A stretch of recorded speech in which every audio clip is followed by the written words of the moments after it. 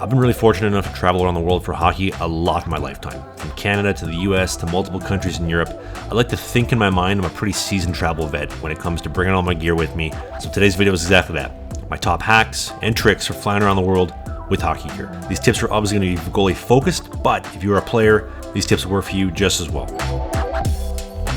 Now, the first question I get all the time is, will flying with gear cost you an absolute arm and a leg? And the answer is actually no. It's actually quite the opposite. When you fly, your hockey gear is classified as sporting equipment, and that is one checked bag by definition. Sticks and a bag. Your pads can fit in that description as well, but more on that a little bit later. For one checked bag in Canada, it's usually about $31.50 with taxes. I don't know if it's changed, but as of late, that's what the price has been. For two checked bags, so let's say hockey gear in a suitcase, we're talking $31.50 plus about $51. So we're talking $82 to get your gear anywhere in Canada, plus a suitcase. I found prices from Canada to the US or Canada to Europe to be very similar. Usually under that circumstances, the bags, your first bag is gonna be $80 and your second bag is gonna be $100, and every bag after that is gonna be $330. Keep in mind that all of these bags have to be 50 pounds or 23 kilograms or less. Now that may sound a little bit daunting, but I got a couple hacks and a couple tricks for you that I think will really help. You save a bit of money when you pre-book your bags online or whenever you book. Always try to prepay for your bags, whether you're flying WestJet, Delta, KLM, whatever it is, you're always gonna save if you prepay early.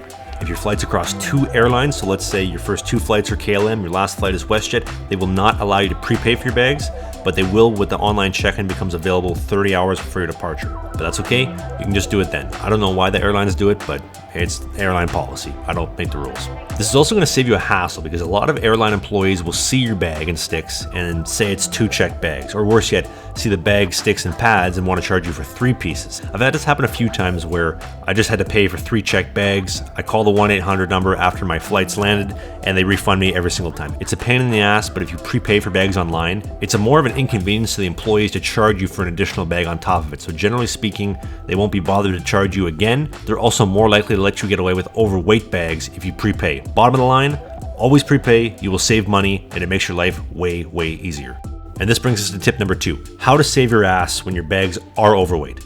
Generally speaking, my hockey bag with all my gear in it is usually between, let's say, 38 and 42 pounds if I've taken all of my extra shit out. This means taking out pucks, water bottles, anything that you do not need before flying, because that will put you potentially overweight. I imagine player gear would be even lighter, but if for some reason you are overweight, maybe you're going away for the season, you want to fit a bunch of more stuff in your bags, this is how to fix it. If you check in early enough and you're one of the first people to check in, they will usually be a little bit more lenient with overweight bags. And by that I mean they'll let you get away with 53, 54. I've even gotten away with 55-pound bags before, but this is not 100% guaranteed. The oldest trick in the book for me is put your bags on the scale and very casually here, put your foot under the bag to relieve some of the stress from the bag on the scale. It may not seem like it'll do much, but it doesn't take a lot to take 5 pounds off your bags to get them back underweight. Another option here, now this is all going to depend on the airport, but hockey equipment is classified as oversized baggage. So if the check-in and the oversized baggage drop-off are a little further away from each other, you check your bags in underweight,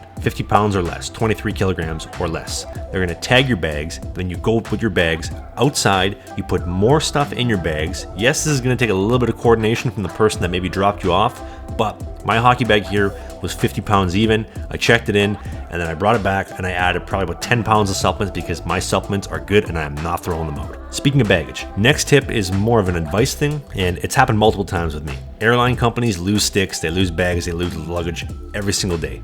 And to be honest, if they do, it's probably going to take about 1 to 3 days to get it back. This is what I have found. I have never ever gotten my gear back the same day that it's been lost. So when you book your flights, try to leave some room in between arriving and actually doing stuff. I'm not saying spend an extra week there just in case they lose your gear, because it's a very unlikely chance that will happen, but it will save your ass if you can potentially add an extra day in between. If they do lose your stuff and you need new stuff, check the airline policy, see what they cover, and keep all your receipts to get reimbursed. A few years ago, I flew to LA, WestJet lost my sticks, and I got brand new sticks, and they paid for them all because of it. The next tip is going to be save your gear. I've taken heat for this before, but let's be honest, airline employees don't get paid enough to care about what's in your bag. You may think that they do, but they don't. I've had my hockey bags ripped in the past, so I always tape the bag handles together at the top so they can't rip them, and that also reduces the chance and the possibilities of a hole ripping open in my bag and my stuff spewing out all over the plane. I also always tape my sticks together so that they stay together, a lesser chance of them getting snapped if 6 of them are bundled together instead of them being individually packed. I use hockey tape. If you want worst case scenario, you can use kitchen plastic wrap. It'll do the exact same thing, wrap it around, you're good to go. The Airlines also have bags that you can fit your sticks into and you can fit your pads into, as you can see here. It's going to depend a little bit on which airline you go with because some have garbage bags and some have absolute heavy duty bags. Regardless, I always ask them to put my stuff in the bag because A, it's free, and B, it'll protect your stuff from being dropped on the ground and also just made dirty and disgusting. Make sure you pack your gear in a way that's not going to damage it. So for me, I like to put stuff inside my helmet and then put my helmet into a helmet bag. I also put as many things inside my pants and my chest protector as I possibly can. As you can imagine, over the course of being checked in, loaded, thrown onto the airplane, like how many times is your bag really getting tossed around? Let your pants, let your chest protector, let something that's designed to take the impact, let that take the beating getting tossed around and not your valuables or anything that's fragile. Next up, if you're taking a last minute trip, typically if you book your flight 3 weeks in advance or you book on a Sunday or a Tuesday, you'll get a better deal. And almost always flying on a Tuesday is going to be the cheapest. If you want to spend more money, fly on weekends. Friday, Saturday, Sunday, always the most expensive days to fly. Now next up, this is personal preference. I don't like to eat on days when I fly. Reason being is that 99% of all food at the airports is super overpriced and it's absolute garbage. I'll make sure that I'm absolutely stuffed before I leave for the airport, and I'll eat whenever I'm out of the airport. Also, water is super overpriced, so I recommend bring an empty water bottle. You can bring it through security, refill at the water fountains, or, this is the tip of the pros here, go to Starbucks and ask for an ice water cup. It's free, and honest to God, Starbucks water, it's filtered, it's ice cold, and it's probably better than any bottled water you'll ever get. It's an awesome hack, and basically every airport in the world has a Starbucks and or a Starbucks competitor in it. You're set. Also on the topic of food, whenever you fly anywhere, they always have complimentary drinks and snacks in the plane. So take advantage of it. You paid for the flight. Anytime I fly, I will absolutely bury waters and Coke Zeros like there is no tomorrow because it's free and it's also 0 calorie. And sometimes if you're lucky and you butter up the flight attendants, they'll even let you take a couple of cans of Coke Zero or a couple of bottles of water to go off the plane. If you're flying across the Atlantic to North America from Europe or vice versa, you usually get 1 to 2 meals included on the plane. These round trips are usually about $1,000. So again, take advantage of it. All the food is free and included. And on the transcontinental flights, so is the booze. So you can get absolutely crippled and drink all the wine and the beer that you want. Now, I personally don't drink, so instead of having the alcohol, I just ask them for more food because they always have extras in the back. Even if you are drinking alcohol on the flight, they always have extras in the back. So if you want an extra salad, an entree, whatever it is, they usually will have extras in the back, and it's a great way to make sure that you have nothing covering your face for 10 hours plus. That's all I'm saying. Make it what you will. Next up, airport security. I have been on hundreds upon hundreds of flights in my lifetime. As you can imagine, bringing hockey equipment, bringing all this kind of stuff through security, I get flagged a lot and I get searched. From New York to Vancouver, from Amsterdam to Calgary. In all of these flights, I have never one time ever seen the same airport security staff twice. So when you go through security and if they search you and they search your bags, be super overly friendly, and if they ask a question, only give them the information they ask. Nothing more. Make sure you cooperate because you will never ever see these people again. So get the search over and done with. Don't be a Karen. Don't end up on TMZ throwing a fit. Don't take it personally. Cooperate and you'll be on your flight and out of there in no time. Next up, carry-on baggage. So when you fly, a carry-on is what exactly it sounds like. It's a bag that you carry onto the plane. You're allowed 1 carry-on plus 1 personal item. Now, I don't know exactly what that means, but for years I've always brought a backpack and a gym bag filled of whatever personal items, electronics that I'm bringing with me. Now, they say each is supposed to be under 30 pounds, but I have never once in my lifetime had somebody weigh my carry-on and or my personal bag. They're also supposed to fit in the overhead bin. Even if it's slightly bigger and it doesn't fit, I've never had somebody check a check-in to see if it fits, and if it doesn't fit, they'll just check the bag under the plane for free and you'll get it back after the flight or your final destination. Now, I have a couple more minor tips before I finish here, but remove any old checked bag stickers on your luggage. Especially on hockey bags, if you have an old flight sticker, take it off. Reason being is that if you're flying, let's say, from Winnipeg to Vancouver, you do not want to have your gear accidentally go from Winnipeg to Stockholm. I know it sounds crazy. How could they possibly make that mistake?